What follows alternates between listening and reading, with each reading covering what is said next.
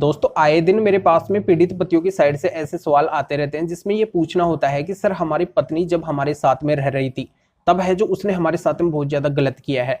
गलत इस तरीके से किया है कि हमारे साथ में रहते हुए है जो बहुत ज्यादा लड़ाई झगड़ा बना के रखती थी, घर कलेश बना के रखती थी। हमारे माता पिता के साथ में है जो उसने बहुत ज्यादा अत्याचार किया है। अत्याचार इस तरीके से किया है कि हमारे माता पिता के लिए कोई खाना वगैरह नहीं बनाती थी, उनके साथ में लड़ाई झगड़ा करते हुए मार पिटाई तक वो कर देती थी। हमारे बहन भाई के साथ में भी है जो उसने लड़ाई झगड़ा मार पिटाई वगैरह ये सब है जो उसने किया है। वो खुद एडल्ट्री में थी, यानी कि इस तरीके से पूरी तरह से गलत रहते हुए भी है जो हमें छोड़ के और अलग रहने लगी, अलग हो गई। और अलग होने के बाद में है जो उसने हमारे ऊपर कई सारे झूठे केस डाले हैं, जिसमें हमारे ऊपर है जो उसने कई सारे संगीन आरोप लगाए हैं।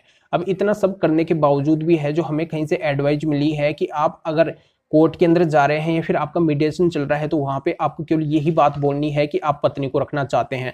अगर आप ये बात नहीं बोलते हैं तो आपका है जो बहुत बड़ा नुकसान हो जाएगा।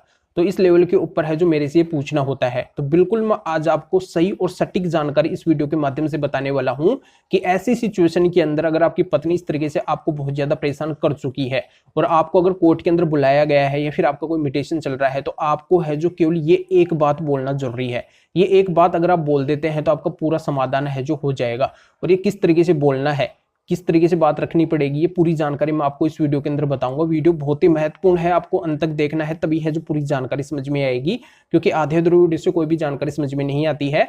और ये आपका अपना चैनल है, सब्सक्राइब करके बेल आइकन को इससे दबा दीजिए। तो चलिए शुरू करते हैं। तो वेलकम दोस्तों, मैं हूं आपका अपना एडवोकेट जितेंद्र। और आज यहाँ पे मैं क्लियर कर देता हूं कि बहुत से मामलों के अंदर क्या होता है कि पत्नी इस तरीके से पूरी तरह से गलत होती है, पति पक्ष को इतना परेशान कर चुकी होती है कि जिसकी कोई हद नहीं होती है। और उनके सारे एविडेंस है जो पति पक्ष के पास में भी होते हैं। पति के पिता, पति के भाई, इन सभी के ऊपर है जो रेप के, छेड़खानी के आरोप तक वो लगा देती है। ये सेक्शन है जो दर्ज करवा देती है। पति के ऊपर है जो अप्राकृतिक रिलेशन के है जो आरोप लगा देती है, ये सेक्शन दर्ज करवा देती है। और भी कई सारे संगीन आरोप लगा देती है। और इसके बावजूद पत्नी खुद एक गलत होती है और पूरी तरह से उसके एविडेंस वगैरह है जो पति पक्ष के पास में होते हैं।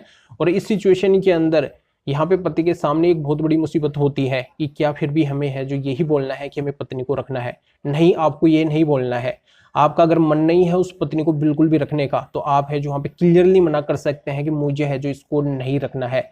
रखना इस तरीके से नहीं है कि इसने है जो हमारे साथ में रहते हुए इतना गलत किया है और अलग होने के बाद में भी है जो इसने इतने सारे झूठे आरोप लगाए हैं, झूठे केस किए हैं। अब अगर ये हमारे साथ में रहती है तो हमें है जो और भी ज्यादा नुकसान पहुंचा सकती है। हमें है जो इसको नहीं रखना है, यानी कि क्लियरली है जो आप लोग वहां पे मना कर सकते हैं।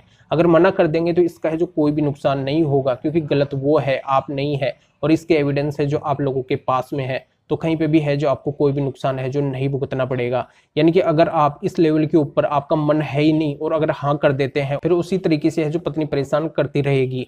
तो यहाँ पे आपको पहले सोचना है, समझना है कि आपको पत्नी को रखना है फिर नहीं रखना है।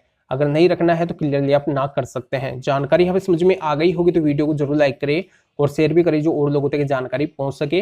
तो वीडियो देखने के लिए आप सभी का बहुत बहुत धन्यवाद।